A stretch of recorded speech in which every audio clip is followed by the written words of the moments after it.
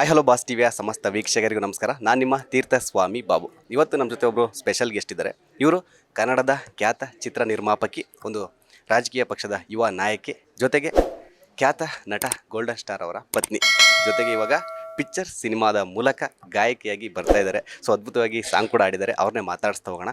Madam, ಮೊದಲನೇದಾಗಿ ನಮಸ್ತೆ. So picture cinema ಬರ್ತಾ ಇದ್ದೀರಾ ಪ್ರೊಡಕ್ಷನ್ ಇದರಲ್ಲಿ.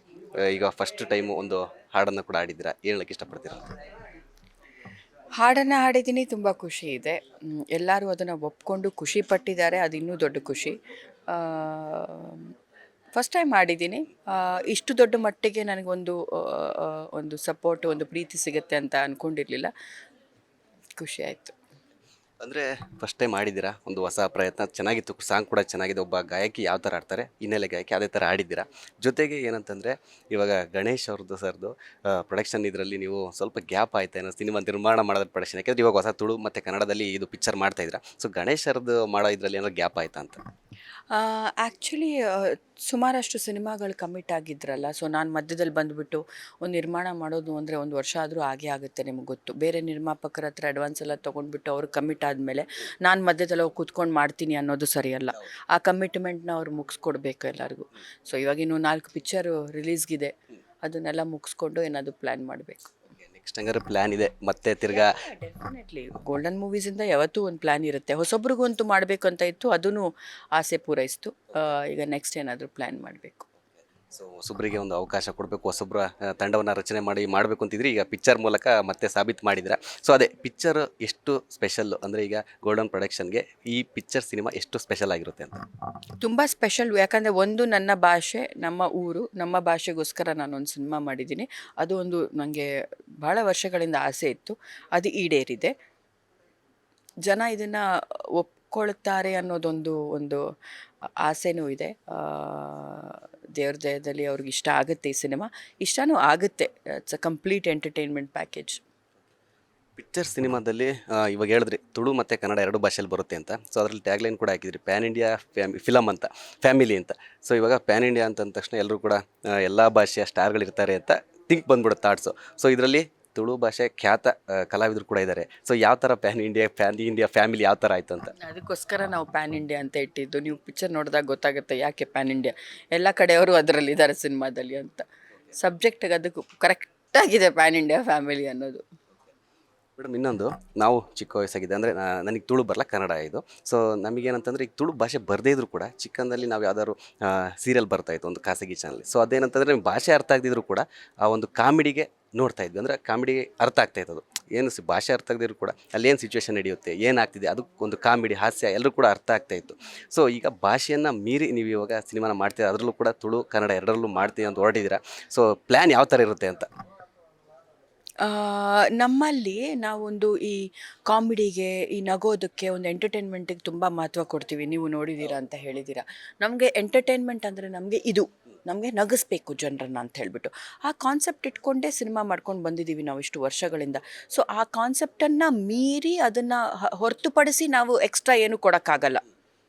ನನ್ನ ಕಾನ್ಸೆಪ್ಟು ಕೂಡ, ನಾನು ಕನ್ನಡ ಸಿನಿಮಾ ಮಾಡಿದ್ರು ಅಥವಾ ಗಣೇಶ್ ಅವ್ರ ಸಿನಿಮಾ ಕೂಡ ನೀವು ನೋಡಿದ್ರು ಕೂಡ ಫ್ಯಾಮಿಲಿ ಎಂಟರ್ಟೈನ್ಮೆಂಟು ಮತ್ತು ಅವರನ್ನು ನಗಿಸ್ಬೇಕು, ಜನರನ್ನು ಖುಷಿ ಪಡಿಸ್ಬಿಟ್ಟು ಕಳಿಸ್ಬೇಕು ಅಂತ ಹೇಳ್ಬಿಟ್ಟು ಒಂದು ಇದ್ದೇ ಇರುತ್ತೆ. ಒಂದು ಎಂಟರ್ಟೈನ್ಮೆಂಟ್ ಫ್ಯಾಕ್ಟರ್ ಅಂತ ಯಾವಾಗಲೂ ಇದ್ದೇ ಇರುತ್ತೆ ಅವ್ರ ಸಿನಿಮಾದಲ್ಲಿ.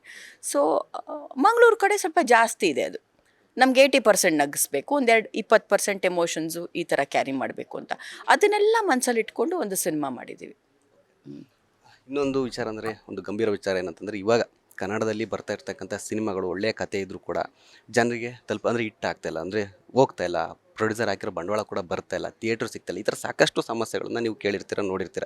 ಸೊ ಈ ಸಮಸ್ಯೆಗಳನ್ನು ಮೀರಿ ಪಿಕ್ಚರ್ ಸಿನಿಮಾ ನಿಲ್ಲಬೇಕಂದ್ರೆ ನಿಮ್ಮ ಪ್ಲ್ಯಾನ್ ಏನಿರುತ್ತೆ ಅಂತ? ಇದೆಲ್ಲ ಸಮಸ್ಯೆಗಳನ್ನು ಮೀರಿ ಅದು ನಾವು ಸಿನಿಮಾದಿಂದಾನೇ ಪ್ರೂವ್ ಮಾಡಬೇಕಾಗುತ್ತೆ. ಇವರೇ ನಾನು ಹಂಗೆ ಮಾಡ್ತೀನಿ, ಹಿಂಗೆ ಮಾಡ್ತೀನಿ, ನಾನೇನಾಗಿ ಹೇಳೋಕ್ಕಾಗಲ್ಲ. ಫಸ್ಟೇ ಶೋ ಓಪನ್ ಆಗುತ್ತೆ, ಜನರಿಗೆ ಇಷ್ಟ ಆದರೆ ಅವ್ರು ಬಂದು ನೋಡ್ತಾರೆ. ಅದನ್ನು ಮೀರಿ ನಾವೇನು ಮಾಡೋಕ್ಕಾಗುತ್ತೆ? ಪ್ರಮೋಟ್ ಜನರಿಗೆ ಸಿನಿಮಾನ ತಲುಪಿಸ್ಬಹುದು ನಾವು. ಅದಕ್ಕಿಂತ ಹೆಚ್ಚು ನಾವೇನು ಮಾಡೋಕ್ಕಾಗಲ್ಲ ಅಲ್ವಾ? ಜನರಿಗೆ ನನ್ನ ಸಿನಿಮಾನೇ ಇಷ್ಟ ಆಗದೆ ಹೋದರೆ ನಾನೇನು ಮಾಡಿ ಏನು ಪ್ರಯೋಜನ? ನಾನು ನಿಮ್ಗೆ ಹೇಳಿಲ್ವಾ, ಅದೆಲ್ಲ ಒಂದು ಮೈಂಡ್ ಸೆಟ್. ಒಂದು ಟೈಮಲ್ಲಿ ಜನ ನೋಡ್ತಾರೆ, ಇನ್ನೊಂದು ಟೈಮಲ್ಲಿ ಜನ ಒಂದು ಥಿಯೇಟ್ರಿಗೆ ನಾವೇ ಈಗ ಎಲ್ಲ ಪಿಕ್ಚರ್ ಹೋಗಿ ನೋಡ್ತೀವ, ಕೆಲವೊಮ್ಮೆ ಅನಿಸಲ್ಲ ಹೋಗಿ ಥಿಯೇಟ್ರಲ್ಲಿ ಬಂದಾಗ ನೋಡೋಣ ಎಲ್ಲಾದರೂ ಅಂತ. It's all a mind set. But ನಾನು ಇಷ್ಟೇ ರಿಕ್ವೆಸ್ಟ್ ಮಾಡೋದು ಜನರ ಹತ್ರ, ನಾವು ಇಷ್ಟೆಲ್ಲ ಖರ್ಚು ಹಾಕಿ ಇಷ್ಟೆಲ್ಲ ಎಫರ್ಟ್ ಹಾಕಿ ವರ್ಷ ಗಟ್ಟಲೆ ಪಿಕ್ಚರ್ ಮಾಡ್ತೀವಿ. ಒಂದು ನೀವು ಬಂದುಬಿಟ್ಟು ಆಚೆ ನೋಡಿದ್ರೆ, ಅಂದರೆ ಸಿನಿಮಾ ಮನೇಲಿ ನೋಡ್ತೀರಾ ನಮ್ಗೆ ಗೊತ್ತು, ಅದನ್ನೇ ಒಂದು ಸ್ವಲ್ಪ ಎಫರ್ಟ್ ತಗೊಂಡು ಥಿಯೇಟ್ರಿಗೆ ಬಂದು ನೋಡಿದ್ರೆ ನಮಗೆಲ್ಲ ಒಂದು ಖುಷಿನೂ ಪ್ರೋತ್ಸಾಹ ಕೂಡ. ನಮ್ಮ ಬಂಡವಾಳ ಅನ್ನೋದು ನಮಗೆ ವಾಪಸ್ ಬಂದಾಗ ನಮಗೊಂದು ಪ್ರೋತ್ಸಾಹನೂ ಆಗುತ್ತೆ ಇನ್ನೊಂದು ಸಿನಿಮಾ ಮಾಡೋಕ್ಕೆ ಅಂತ.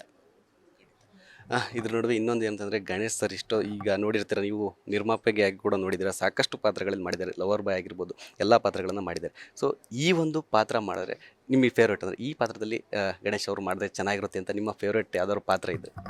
ನನಗೆ ನನಗೆ ಆ ರೋಮಿಯೋ ಥರ ಕ್ಯಾರೆಕ್ಟರ್ ಇದೆಯಲ್ಲ, ಒಂಥರ ಈ ಸುಳ್ಳು ಹೇಳ್ಕೊಂಡು ಮಜಾ ಮಾಡಿಕೊಂಡು ಇದು ಮಾಡಿಕೊಂಡು ಆ ಲವರ್ ಬಾಯ್, ನನಗೆ ಅದು ಇಷ್ಟ. ಹಾಂ, ಮತ್ತು ಎಲ್ರಿಗೂ ಗಣೇಶ್ ಎಮೋಷ್ನಲ್ ಇಷ್ಟ ಆದರೆ, ಈ ಶೈಲು ಅಲ್ಲಿ ಒಂದು ಕ್ಯಾರೆಕ್ಟರ್ ಇತ್ತು ಗೊತ್ತವರು, ಎಮೋಷ್ನಲ್ ಆಗಿ ಒಂದು ಮಾಸು, ಅಂದರೆ ಯಾವ ಮಟ್ಟಕ್ಕೆ ಬೇಕಾದರೆ ನಾನು ಹೋಗ್ತೀನಿ ಒಂದು ಕ್ಯಾರೆಕ್ಟ್ರು. I love that. ಅವರು ಆ ಶೈಲು ಪೋರ್ಟ್ರೇಯಲ್ಲಿದೆ ಅಲ್ವಾ, ಅದನ್ನು ಇನ್ನೂ ದೊಡ್ಡ ಮಟ್ಟಕ್ಕೆ ನಾವು ಅವರಿಂದ ತೆಗಿಬೋದು. ಯಾಕಂದರೆ the real character is that, Ganesh is that, ನನಗೆ ಗೊತ್ತು. ಆ ಒಂದು ಮಾಸ್ ಎಲಿಮೆಂಟ್ ಇದೆ ಅಲ್ವಾ ಅವರಲ್ಲಿ, ಅದು ಆ್ಯಕ್ಚುಲಿ ಇದೆ ಅವರಲ್ಲಿ. ಆ ಶೈಲು ಅಲ್ಲಿ ಒಂದು ಮಟ್ಟಿಗೆ ತೋರಿಸಿದ್ರು. He is very good at such characters, ಮತ್ತು ರೋಮಿಯೋ ಕೈಂಡ್ ಆಫ್ ಕ್ಯಾರೆಕ್ಟರ್ಸ್.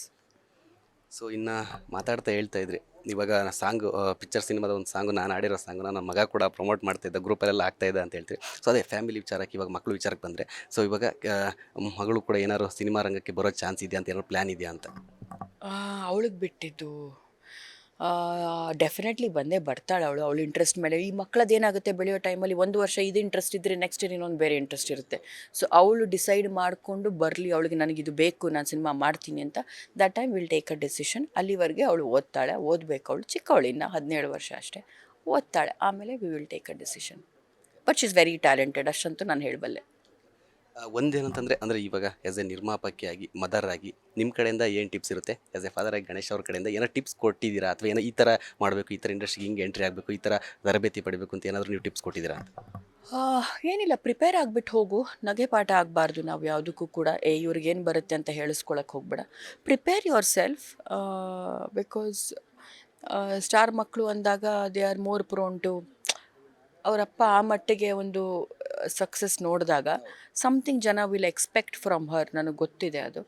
ಅದನ್ನು ಅವರು ಲಾಸ್ಟಿಗೆ ತಗೊಳ್ಲಿಕ್ಕೆ ಆಗದಿದ್ರೆ ಅವ್ರಿಗೂ ಅದು ಒಂಥರ ಭಾರಿ ಕಷ್ಟ ಆಗುತ್ತೆ.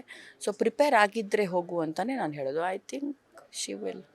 ನಮಗೆ ಐ ಡೋಂಟ್ ನೋ, ಅದೇನು ನಾವು ಸ್ಟ್ರೆಸ್ಸೇ ತಗೊಂಡಿಲ್ಲ. ಆದರೆ ಆಯಿತು, ಇಲ್ಲ ಅಂದರೆ ಇಲ್ಲ. ವಿ ಆರ್ ನಾಟ್ ಲೈಕ್ ನನ್ನ ಮಗ ಆ್ಯಕ್ಟ್ರೇ ಆಗಬೇಕು, ನನ್ನ ಮಗಳು ಆ್ಯಕ್ಟ್ರೆಸ್ಸೇ ಆಗಬೇಕು. We are never like that. They can do what they want. ಅವ್ರಿಗೆ ಏನು ಇಷ್ಟ ಅದನ್ನು ಮಾಡಲಿ ಅವರು. ಅದೇ ಮೇಡಮ್, ನಿಮ್ಮ ಪ್ರೊಡಕ್ಷನ್ ಹೌಸಲ್ಲಿ ಗಣೇಶ್ ಅವ್ರಿಗೂ ನೀವು ನಿರ್ಮಾಪಕಿಯಾಗಿ ಪ್ರೊಡಕ್ಷನ್ ಇದು ಸಿನಿಮಾಗಳನ್ನು ಮಾಡಿದ್ದೀರಾ. ಇವಾಗ ಹೊಸ ಒಂದು ಎಕ್ಸ್ಪೆರಿಮೆಂಟ್ ಥರ ತುಳು ಪ್ಲಸ್ ಕನ್ನಡದಲ್ಲೂ ಒಂದು ಪಿಕ್ಚರ್ ಸಿನಿಮಾ ಈಗ ಬರ್ತಾ ಇದೆ. ಸೊ ನಿಮ್ಮ ಪ್ರೊಡಕ್ಷನ್ನಿಂದ ನೆಕ್ಸ್ಟ್ ಯಾವ್ಯಾವ ಥರ ಈ ಥರ ಸ್ಪೆಷಲಾಗಿ ಏನಾದ್ರು ಸಿನಿಮಾಗಳು ಬರೋ ಚಾನ್ಸ್ ಇದೆಯಾ ಅಂತ? ಸಿನಿಮಾಗಳು ನಾವು ಯಾವಾಗಲೂ ಪ್ಲ್ಯಾನ್ ಮಾಡ್ತಾ ಇರ್ತೀವಿ. ಒಂದು ಒಳ್ಳೆ ಸಬ್ಜೆಕ್ಟ್ ಬಂದಾಗ ನೋಡಿ, ಇದು ಪ್ಲ್ಯಾನ್ಡ್ ಇರಲಿಲ್ಲ. ಒಂದು ಸಬ್ಜೆಕ್ಟ್ ಹುಡುಕ್ತಾ ಇದ್ದೀವಿ, ಪಟ್ ಅಂತ ಬಂತು, ಮುಗಿಸ್ಬಿಟ್ವಿ. That's how it's gonna B.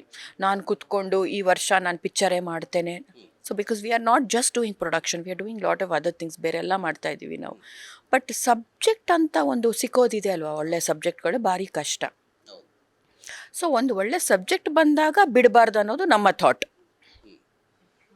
ಅಷ್ಟೇ. ಸೊ ಸಬ್ಜೆಕ್ಟ್ ಬಂದಾಗ ಒಳ್ಳೇದಂತ ಅನ್ಸಿದ ತಕ್ಷಣ ಮಾಡಿಬಿಡ್ತೀವಿ ನಾವು. ಸೊ ಫೈನಲಿ 24ನೇ ತಾರೀಕು ಪಿಕ್ಚರ್ ಸಿನಿಮಾ ತೆರೆಗೆ ಬರೋಕ್ಕೆ ರೆಡಿಯಾಗಿದೆ, ತುಳು ಕನ್ನಡ ಎರಡೂ ಭಾಷೆಗಳಲ್ಲಿ. ಸೊ ನಮ್ಮ ಕನ್ನಡ ಪ್ರೇಕ್ಷಕರು, ನಿಮ್ಮ ತುಳು ಪ್ರೇಕ್ಷಕರು ಎರಡೂ ಕೂಡ ಇಬ್ಬರಿಗೂ ಏನು ಹೇಳೋಕ್ಕೆ ಇಷ್ಟಪಡ್ತಾರೆ? 24ನೇ ತಾರೀಕು ಜುಲೈ ನಮ್ಮ ಸಿನಿಮಾ ರಿಲೀಸ್ ಆಗ್ತಾ ಇದೆ. ನಿಮಗೆ ಕಂಪ್ಲೀಟ್ ಎಂಟರ್ಟೈನ್ಮೆಂಟ್ ಸಿನಿಮಾ. 2.5 ಗಂಟೆ ನೀವು ಬಂದು ನಗಬೇಕು, ನೀವು ಖುಷಿಯಾಗಿ ಥಿಯೇಟ್ರಿಂದ ಆಚೆ ಹೋಗಬೇಕು ಅಂತ ಹೇಳಿದ್ರೆ ಪ್ಲೀಸ್ ಬಂದು ನಮ್ಮ ಸಿನಿಮಾ ನೋಡಿ. ಇಷ್ಟು ನಾನು ಹೇಳಬಲ್ಲೆ, ಖುಷಿಯಾಗಿ ಆಚೆ ಬರ್ತೀರಾ ನೀವು. ನಗ್ತಾ ಸ್ವಲ್ಪ ಎಮೋಷನ್ಸು, ತುಂಬ ನಗೋದು. It's a complete package. ಇಷ್ಟೊತ್ತು ಬಾಸ್ ಟಿ ವಿ ಜೊತೆ ಸಾಕಷ್ಟು ವಿಚಾರಗಳನ್ನು ಹಂಚ್ಕೊಂಡ್ರಿ. ಅದರಲ್ಲೂ ನಿಮ್ಮ ಪಿಕ್ಚರ್ ಸಿನಿಮಾಗೆ, ತಂಡಕ್ಕೆ ನಿಮಗೂ ಕೂಡ ಒಳ್ಳೆಯದಾಗಲಿ, ಆಲ್ ದ ಬೆಸ್ಟ್. 24ನೇ ತಾರೀಕು ಥಿಯೇಟ್ರಲ್ಲಿ ಧೂಳೆಬ್ಬಿಸಿ ಈ ಸಿನಿಮಾ ಇಟ್ಟಾಗಲಿ ಅಂತ ನಮ್ಮ ಬಾಸ್ ಟಿ ವಿ ಕಡೆಯಿಂದ ಆಲ್ ದ ಬೆಸ್ಟ್ ಹೇಳ್ತೇವೆ. Thank you so much. So ನೋಡೋರಲ್ಲ, ಇದಿಷ್ಟು ಶಿಲ್ಪಾ ಗಣೇಶ್ ಅವರ ಮಾತು. ಕ್ಯಾಮ್ರಾ ಪರ್ಸನ್ ಲಿಖಿ ಜೊತೆ Theertha Swamy Babu, Boss T V Bengaluru. Latest ಹಾಗೂ ಇಂಟ್ರೆಸ್ಟಿಂಗ್ ಸುದ್ದಿಗಳಿಗಾಗಿ ಬಾಸ್ ಟಿವಿ ಕನ್ನಡ ಚಾನೆಲ್ನ ಸಬ್ಸ್ಕ್ರೈಬ್ ಮಾಡಿ, ಹಾಗೆಯೇ ಬೆಲ್ ಐಕಾನ್ ಪ್ರೆಸ್ ಮಾಡಿ. ಇದರ ಜೊತೆಗೆ ಫೇಸ್ಬುಕ್, ಇನ್ಸ್ಟಾಗ್ರಾಮ್, ಎಕ್ಸ್ನಲ್ಲೂ ಮಿಸ್ ಮಾಡದೆ ಫಾಲೋ ಮಾಡಿ.